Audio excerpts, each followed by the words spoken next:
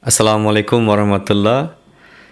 Pemirsa channel Ayah Akbar TV yang saya hormati, berkenaan dengan jalsah internasional di UK tahun ini, seperti yang telah disampaikan oleh Yang Mulia Huzur pada kesempatan khutbah dan juga pidato beliau, bahwa format jalsah untuk tahun ini benar-benar mengalami banyak perubahan dalam berbagai aspek, disebabkan oleh pandemi COVID yang tengah melanda seluruh dunia, dan juga menyesuaikan dengan pembatasan atau aturan yang ditetapkan oleh pemerintah Inggris.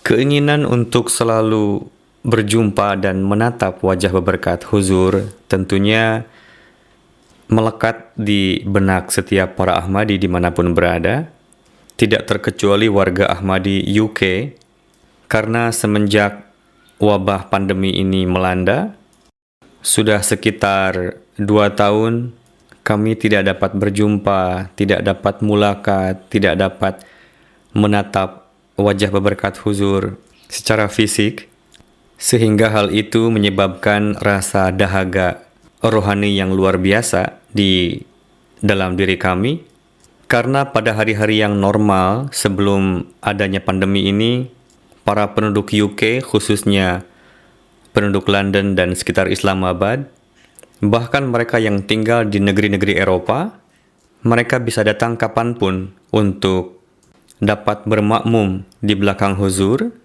dan juga menatap wajah beliau walaupun dari jarak yang cukup jauh. Karena dengan begitu dapat mengobati kerinduan kami kepada huzur tercinta. Setelah mengetahui bahwa tahun ini akan diadakan jalsah, timbul kebahagiaan yang tak terhingga di dalam diri kami, karena dengan hadir di jalsah, dahaga kerinduan kami untuk dapat berjumpa dengan huzur dan mendengarkan wejangan-wejangan beliau tentunya akan terobati. Namun tidak hanya tamu-tamu dari luar negeri yang tidak diperkenankan untuk hadir pada jalsah tahun ini, bahkan para Ahmadi UK pun dibatasi keikutsertaannya. Selain itu diberikan beberapa syarat yang wajib dipatuhi untuk dapat hadir pada jalsah. Pertama adalah batasan umur. Yang bisa hadir di jalsah adalah yang berusia di atas 18 tahun hingga 65 tahun. Sehingga banyak di antaranya kaum ibu yang memiliki balita dan anak-anak yang masih kecil tidak bisa hadir di jalsah karena mereka harus menjaga putra-putrinya. Begitupun para lansia. Syarat yang kedua adalah harus memperlihatkan bukti dokumen bahwa seseorang telah mendapatkan vaksin 2 kali. Syarat yang ketiga adalah harus memperlihatkan bukti bahwa ia telah dites swab negatif dari COVID, tentunya dalam waktu 24 jam. Syarat selanjutnya adalah memperlihatkan kartu AIMS, dan jika ketika dicek temperatur suhu tubuh pada saat pendaftaran terbukti suhunya tinggi, maka yang bersangkutan akan dites pada saat itu juga untuk membuktikan apakah ia negatif atau positif. Begitu juga harus membawa sajadah sendiri. Dan tidak hanya itu, setiap anggota jemaat UK, selain dari pengurus Amilah Nasional, hanya diperkenankan hadir 1 hari dari antara 3 hari jalsah. Sehingga setiap jemaat lokal diberikan kuota batasan jumlah dengan seleksi yang cukup ketat dan hati-hati, sehingga muncullah angka yang pasti dan diberikan surat izin untuk hadir pada jalsah di antara 3 hari jalsah yang telah ditentukan. Bagi para Ahmadi yang tidak mendapatkan izin atau belum mendapatkan giliran untuk hadir di jalsah, telah diaturkan tempat untuk menyaksikan prosesi jalsah, apakah itu di masjid-masjid ataupun di sholat center di jemaat-jemaat lokal. Selebihnya, para Ahmadi menyaksikan prosesi jalsah di rumahnya masing-masing bersama dengan keluarga. Sejauh berkenaan dengan penerjemahan selama prosesi jalsah, seperti halnya bidang-bidang kepanitiaan lainnya, penerjemahan pun terdampak dengan adanya pembatasan ini. Pada jalsah-jalsah sebelumnya dalam kondisi normal, biasanya dibuatkan ruangan-ruangan penerjemahan dalam berbagai bahasa di dunia yang letaknya bersebelahan dengan tenda jalsahgah. Sehingga sembari melakukan tugas penerjemahan, kami pun dapat merasakan kelezatan suasana jalsah sebagaimana peserta lainnya. Namun untuk jalsah tahun ini, karena tidak ada tamu dari luar negeri, hanya beberapa tamu undangan saja yang diperkenankan hadir, sehingga Huzur memberikan instruksi agar penerjemahan dilakukan di kantor MTA yang terletak di area Baitul Futuh. Sedangkan jarak antara Baitul Futuh ke Hadikatul Mahdi di tempat di mana jalsah diadakan adalah lebih kurang 1 jam perjalanan jika ditempuh dengan menggunakan kendaraan pribadi. Itu jugalah yang menimbulkan kesedihan bagi kami para penerjemah, karena pada tahun ini kami tidak akan menerjemahkan di area jalsahgah. Selain tidak bisa menikmati suasana jalsah, yang terpenting kami juga terpaksa untuk tidak dapat berjumpa dan menatap wajah berberkat Huzur Aqdas ayyadahullah ta'ala binasiril aziz.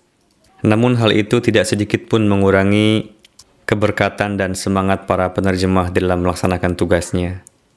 Seperti biasa, kita mendapatkan teks-teks pidato yang akan disampaikan pada kesempatan jalsah beberapa minggu sebelum hari H untuk diterjemahkan terlebih dahulu ke dalam bahasa masing-masing dan bisa dibacakan ketika penerjemahan langsung pada hari H-nya.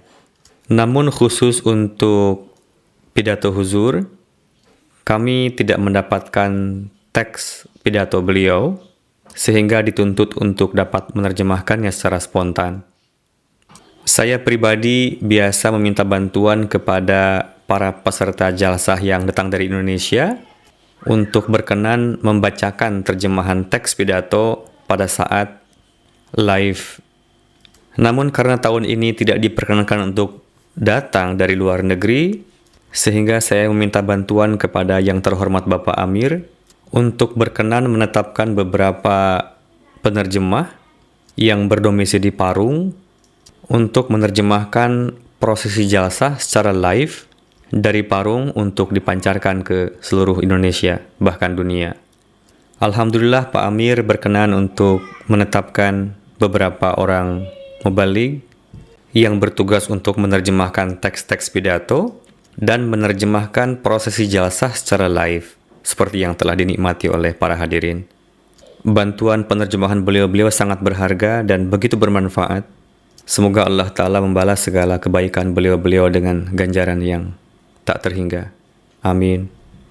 Saya pribadi mendapatkan kemuliaan untuk dapat menilawatkan Al-Quran pada hari kedua jalsah di hadapan Yang Mulia Huzur, sehingga saya dapat merasakan kelezatan suasana jalsah dan juga menatap wajah Huzur yang penuh berkat, walaupun hanya untuk sehari saja. Seperti yang telah saya sampaikan, sehubungan jauhnya jarak antara Baitul Futuh dan tempat area jalsah di Hadikatul Mahdi, sehingga saya tidak dapat melakukan tugas penerjemahan pada hari kedua jalsah, dan Alhamdulillah telah digantikan oleh Maulana Zafrullah Ahmad Pontoh dan Maulana Saifullah Mubarak. Seperti yang disaksikan oleh para hadirin melalui layar televisi, bagaimana nampak tingginya antusias para peserta maupun panitia pada saat jalsah, sehingga walaupun cuaca pada 3 hari tersebut kurang bersahabat, namun hal itu tidak sedikit pun mengurangi kecintaan dan antusias mereka untuk hadir menyimak dan juga bekerja tentunya bagi para panitia. Khususnya panitia ketertiban, mereka mendapatkan tugas ekstra yang lebih berat tentunya, karena harus menertibkan hal-hal yang pada hari-hari jalsah pada umumnya itu tidak lazim dilakukan. Seperti halnya harus mengenakan masker, tidak boleh berjabatan tangan, harus menjaga jarak, meminta peserta untuk mengenakan masker dengan baik, tidak di bawah hidung, dan lain-lain lagi. Sekarang jalsah telah berlalu tanpa terasa. Semoga Allah Ta'ala senantiasa memberikan kesehatan yang sempurna kepada huzur tercinta khususnya, melindungi beliau dan juga para peserta jalsah lainnya dari hal-hal yang tidak diinginkan, dan menyelamatkan kita semua dari wabah COVID ini. Sulit untuk menggambarkan kebahagiaan dan kenikmatan yang dirasakan pada saat jalsah. Tak lupa antusias yang tinggi yang diperlihatkan oleh para peserta jalsah yang menyaksikan prosesi jalsah secara virtual, secara online di negeri masing-masing, di rumah masing-masing, ada yang di masjid dan di tempat-tempat yang ditetapkan oleh para pengurus di jemaat-jemaat lokal. Khususnya di Indonesia yang saya ketahui, para Ahmadi begitu setia menyaksikan prosesi jalsah dari mulai pagi hingga larut malam, bahkan mendekati waktu subuh. Kita berdoa semoga kita dapat mengambil manfaat sebanyak-banyaknya dari jalsah ini dan dapat mengimplementasikannya sesuai dengan apa yang diharapkan oleh huzur dan juga jemaat dari kita. Dan semoga kita menjadi pewaris bagi setiap doa-doa yang huzur panjatkan bagi jemaatnya. Amin. Allahumma amin. Demikian yang dapat saya sampaikan. Assalamualaikum warahmatullahi wabarakatuh.